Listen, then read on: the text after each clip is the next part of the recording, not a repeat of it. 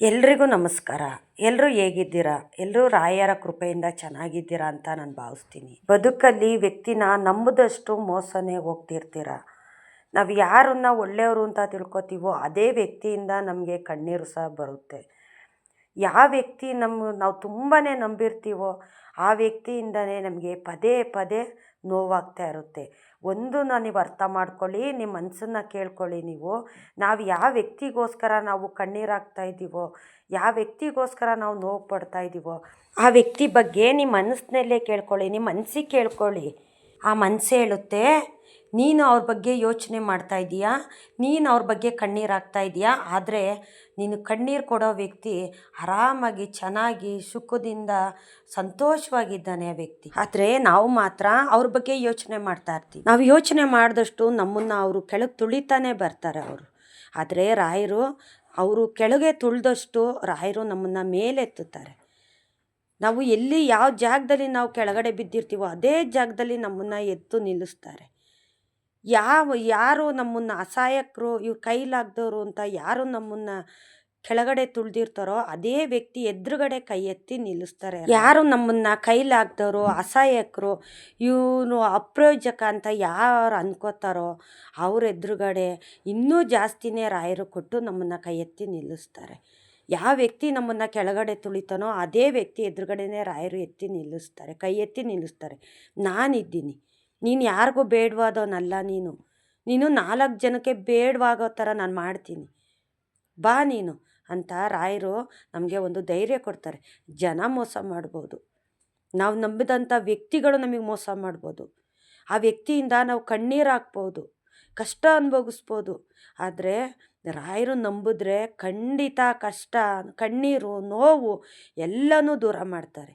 ಅದಕ್ಕೆ ನಾನು ಹೇಳೋದು, ಜನ ನಂಬೋದಕ್ಕಿಂತ ಹೆಚ್ಚಾಗಿ ನಾವು ದೇವ್ರುಗಳನ್ನ ನಂಬಬೇಕು. ಜನದ ಹತ್ರ ಹೇಳ್ಕೊಳ್ಳೋದಕ್ಕಿಂತ ಹೆಚ್ಚಾಗಿ ದೇವ್ರುಗಳ ಹತ್ರ ಹೇಳ್ಕೊಬೇಕು ನಮ್ಮ ಕಷ್ಟಗಳನ್ನ. ಜನದ ಹತ್ರ ಹೇಳ್ಕೊಂಡ್ರೆ ನಮ್ಗೆ ಆಡ್ಕೋತಾರೆ. ಯಾವ ವ್ಯಕ್ತಿ ನೀನು ಏನಕ್ಕೂ ಪ್ರಯೋಜನ ಇಲ್ಲ, ನೀನು ಏನಕ್ಕೂ ಲೆಕ್ಕಕ್ಕಿಲ್ಲ, ಆಟಕ್ಕುಂಟು ಲೆಕ್ಕಕ್ಕಿಲ್ಲ ಅಂತ ಯಾವ ವ್ಯಕ್ತಿ ನಮ್ಮನ್ನು ಕೀಳಾಗಿ ನೋಡ್ತಿರ್ತಾರೋ ಆ ವ್ಯಕ್ತಿ ಎದುರುಗಡೆನೆ ನಮಗೆ ಒಂದು ಯಶಸ್ಸು ಅನ್ನೋದು ಕೊಡ್ತಾರೆ ರಾಯರು. ಅದೇ ವ್ಯಕ್ತಿ ನಮ್ಮನ್ನು ಯಾರು ಕೀಳಾಗಿ ನೋಡ್ತಿರ್ತಾರೋ, ಕೆಳಗೆ ತುಳಿಯೋದಕ್ಕೆ ನೋಡ್ತಿರ್ತಾರೋ ಅದೇ ವ್ಯಕ್ತಿ ನಮ್ಮನ್ನು ಆಡಿ ಹೊಗಳೋ ಥರ ಮಾಡ್ತಾರೆ ರಾಯರು. ಅದಕ್ಕೆ ಹೇಳೋದು, ಒಬ್ಬ ಮನುಷ್ಯನ ಅವನ ಯೋಗ್ಯತೆಯಿಂದ ಅಳಿಯೋದಕ್ಕೆ ಹೋಗಬೇಡಿ. ಇವತ್ತು ಅವರು ಬೇಡವಾಗದೇ ಇರ್ಬೋದು, ಒಬ್ಬ ವ್ಯಕ್ತಿ ಅವನು ಏನಕ್ಕೂ ಬೇಡವಾಗದೇ ಇರ್ಬೋದು, ಆದರೆ ನಾಳೆ ದಿವಸ 4 ಜನಕ್ಕೆ ಬೇಡುವಂಥವ್ರಿಗೆ ಕೊಡೋವಂಥ ವ್ಯಕ್ತಿ ಆಗ್ತಾನೆ ಆ ಮನುಷ್ಯ.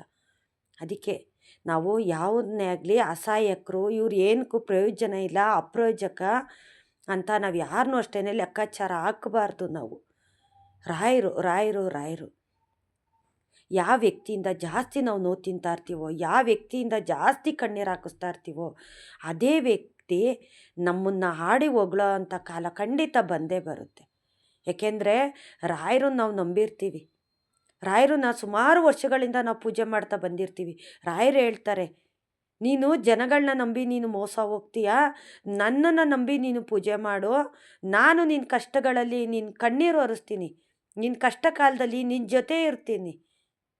ನೀನು ಯಾರು ನಿನ್ನ ತುಳಿಯಕ್ಕೆ ನೋಡ್ತಾರೋ ತುಳಿಯೋ ಜನದ ಎದುರುಗಡೆನೇ ನಾನು ಎತ್ತಿ ನಿಲ್ಲಿಸ್ತೀನಿ, ನನ್ನನ್ನು ನಂಬು ಅಂತ ರಾಯರು ಸೂಚನೆ ಕೊಡ್ತಾರೆ ನಮಗೆ. ನಾವು ತುಂಬ ಕಷ್ಟದಲ್ಲಿದ್ದಾಗ ರಾಯರು ಸೂಚನೆ ಕೊಡ್ತಾರೆ, ನೀನು ಜನ ನಂಬಿ ಮೋಸ ಹೋಗಬೇಡ, ದೇವ್ರುಗಳನ್ನ ನಂಬು, 3 ಕೋಟಿ ದೇವ್ರುಗಳನ್ನ ನಂಬಿ ನೀನು ಪೂಜೆ ಮಾಡು, ದೇವರು ನಿನ್ನ ಕಷ್ಟ ಕಾಲಕ್ಕೆ ಹಾಕ್ತಾರೆ.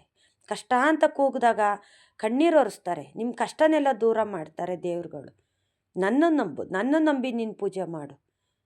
ಅದಕ್ಕೆ ರಾಯರು ಹೇಳೋದು, ಯಾವುದೇ ಒಬ್ಬ ವ್ಯಕ್ತಿನ ಮುಖ ನೋಡಿ ಅಳಿಬಾರ್ದು ಅಂತ ರಾಯರು ಹೇಳ್ತಾರೆ. ಒಬ್ಬ ಮನುಷ್ಯನಾಗಿ ನೋಡಬೇಕು ನಾವು, ಅವನಿಗೆ ಬೆಲೆ, ನಾವು ಎಷ್ಟು ಬೆಲೆ ಕೊಡಬೇಕು ಅಷ್ಟು ಬೆಲೆ ಕೊಡಲೇಬೇಕು. ಒಬ್ಬ ವ್ಯಕ್ತಿ ಅವನ ಕೈಲಾಗ್ದವನು ಅಸಹಾಯಕ ಅಂದ್ಬಿಟ್ಟು ಅವನ್ನ ನಾವು ಮೂಲೆ ಗುಂಪು ಮಾಡೋದಲ್ಲ. ನಾಳೆ ದಿವಸ 4 ಜನಕ್ಕೆ ಬೇಕಾಗಂಥ ವ್ಯಕ್ತಿ ಆಗ್ತಾನೆ ಅವನು ಅಂತ ರಾಯರು ಹೇಳ್ತಾರೆ. ರಾಯರು ಪಟ್ಟಂಥ ಕಷ್ಟ, ನೋವು ಅಷ್ಟಿಷ್ಟಲ್ಲ. ಅವರು ಚಿಕ್ಕ ವಯಸ್ಸಿಗೆ ಹೆಂಡ್ತಿ ಮಗುನ ಬಿಟ್ಬಿಟ್ಟು ಅವರು ಬೃಂದಾವನ ಸೇರಿದ್ರು. ಏನಕ್ಕೆ? ನಮ್ಗಳು ಒಳ್ಳೇದಕ್ಕೋಸ್ಕರ. ರಾಯರನ್ನ 330 ಕೋಟಿ ದೇವರುಗಳು ರಾಯರನ್ನ ಇಷ್ಟಪಡೋ ಅಂಥ ರಾಯರವರು. ಎಲ್ಲ ದೇವ್ರುಗಳ ಆಶೀರ್ವಾದ ರಾಯರಿಗಿದೆ. ಅದಕ್ಕೆ ರಾಯರನ್ನ ನಾವು ಪೂಜೆ ಮಾಡಿದ್ರೆ ಖಂಡಿತ ರಾಯರು ನಮಗೆ ಒಳ್ಳೇದು ಮಾಡೇ ಮಾಡ್ತಾರೆ. ನೀವು ಜನ ನಂಬಿ ಮೋಸ ಹೋಗೋದಕ್ಕೆ ಹೋಗಬೇಡಿ. ರಾಯರು ನಂಬಿ, ರಾಯರು ಜಪ ಮಾಡಿ, ರಾಯರು ಸ್ತೋತ್ರ ಹೇಳ್ರಿ. ನೀವು 4 ಜನದ ಹತ್ರ ಹೋಗಿ ನಮ್ಮ ಕಷ್ಟ ಹೇಳ್ಕೊಂಡು, ನಮ್ಮ ಕಷ್ಟ ನೋಡಿ ಅವರು ಆಡ್ಕೊಂಡು ನಗೋದಕ್ಕೆ ಟೈಮ್ ಕೊಡ್ತೀವಲ್ಲ, ಅದೇ ಟೈಮ್ನಲ್ಲಿ ದೇವ್ರನ್ನ ಜಪ ಮಾಡಿ. ಪೂಜ್ಯಾಯ ರಾಘವೇಂದ್ರಾಯ ಸತ್ಯಧರ್ಮ ರಥಾಯ ಚ ಭಜತಾಂ ಕಲ್ಪವೃಕ್ಷಾಯ ನಮತಾಂ ಕಾಮಧೇನವೇ. ಓಂ ವೆಂಕಟನಾಥಾಯ ವಿದ್ಮಹೇ ಸಚ್ಚಿದಾನಂದಾಯ ಧೀಮಹಿ ತನ್ನೋ ರಾಘವೇಂದ್ರಂ ಪ್ರಚೋದಯಾತು. ಈ ಥರ ಸ್ತೋತ್ರಗಳು ಹೇಳಿ, ನಿಮ್ಗೆ ಗೊತ್ತಿರೋಷ್ಟು ಸ್ತೋತ್ರಗಳು ಹೇಳಿ. ಇಲ್ಲ ಸ್ತೋತ್ರ ನಮಗೆ ಬರಲಿಲ್ಲ ಅಂತಂದರೆ ಓಂ ರಾಘವೇಂದ್ರಾಯ ನಮಃ, ಓಂ ರಾಘವೇಂದ್ರಾಯ ನಮಃ, ಓಂ ಅಷ್ಟನ್ನು ಹೇಳಿ ಸಾಕು. ನಾವು ಬೇರೆ ಕಡೆಗೆ ನಮ್ಮ ಮೈಂಡನ್ನ ಡೈವರ್ಟ್ ಮಾಡ್ಕೊಳ್ಳೋದಕ್ಕಿಂತ ಆ ಕಡೆ ಈ ಕಡೆ ನಮ್ಮ ಮೈಂಡನ್ನ ಕೊಟ್ಟು ಅವ್ರ ಮಾತಿಗೆ ಮೈಂಡನ್ನ ನಾವು ಕೊಟ್ಟು ನಾವು ತಲೆ ಕೆಡಿಸ್ಕೊಂಡು ಹುಚ್ಚರಾಗೋದ್ಕಿಂತ ಈ ಥರ ಸ್ತೋತ್ರ ಹೇಳ್ತಾ ಬನ್ನಿ. ನಿಮ್ಮ ಟೈಮ್ ಸಿಕ್ಕಿದಾಗ ನೀವು ಸ್ತೋತ್ರ ಹೇಳ್ತಾ ಬನ್ನಿ. ರಾಯರು ಖಂಡಿತ ಒಳ್ಳೇದು ಮಾಡ್ತಾರೆ. ರಾಯರು ಜಪ ಮಾಡಿ. ನಾವು ಬೇರೆಯವ್ರ ಹತ್ರ ಹೋಗಿ ಅರ್ಧ ಗಂಟೆ 1 ಗಂಟೆ ನಮ್ಮ ಕಷ್ಟ ಹೇಳ್ಕೊಂಡು ನಾವು ಕಣ್ಣೀರು ಹಾಕೋದ್ರಿಂದ ಏನೂ ಪ್ರಯೋಜನ ಇಲ್ಲ. ಅರ್ಧ ಗಂಟೆ 1 ಗಂಟೆನ ನೀವು ಒಂದು ಹತ್ರದಲ್ಲಿರೋಂಥ ಒಂದು ದೇವಸ್ಥಾನಕ್ಕೆ ಹೋಗಿ, ಒಂದು ರಾಯರ ಮಠಕ್ಕೆ ಹೋಗಿ, ಸಾಧ್ಯವಾಗಲಿಲ್ಲ ಹತ್ರದಲ್ಲಿ ಯಾವ್ದಾರ ಒಂದು ದೇವಸ್ಥಾನ ಇರುತ್ತಲ್ಲ ದೇವಸ್ಥಾನಕ್ಕೆ ಹೋಗಿ ಅರ್ಧ ಗಂಟೆ 1 ಗಂಟೆಯಲ್ಲಿ ಕಳೆದ್ಬಿಟ್ಟು ಬನ್ನಿ. ನಿಮ್ಮ ಜೀವನದಲ್ಲಿ ಸಾಕಷ್ಟು ಬದಲಾವಣೆಗಳು ನಡೀತೈತೆ. ರಾಯರು ನಂಬಿ, ದೇವ್ರು ನಂಬಿ ಪೂಜೆ ಮಾಡಿ. ಜನ ನಂಬೋದಕ್ಕೆ ಹೋಗಬೇಡಿ. ದೇವ್ರು ನಂಬಿ, ದೇವ್ರ ಜಪ ಮಾಡಿ, ದೇವ್ರ ಸ್ತೋತ್ರ ಹೇಳಿ. ನಂಬುದಂಥ ವ್ಯಕ್ತಿನ ರಾಯರು ಯಾವತ್ತೂ ಅಷ್ಟೇ ಕೈ ಬಿಡೋದಿಲ್ಲ. ರಾಯರು ಎಲ್ರಿಗೂ ಒಳ್ಳೇದು ಮಾಡಲಿ. ನೀವು ಕೇಳಿದಂಥ ವರ ಕೊಟ್ಟು ರಾಯರು ಕಾಪಾಡಲಿ. ಎಲ್ಲರೂ ಕಷ್ಟದಿಂದ ದೂರ ತೊಗೊಂಬರಲಿ.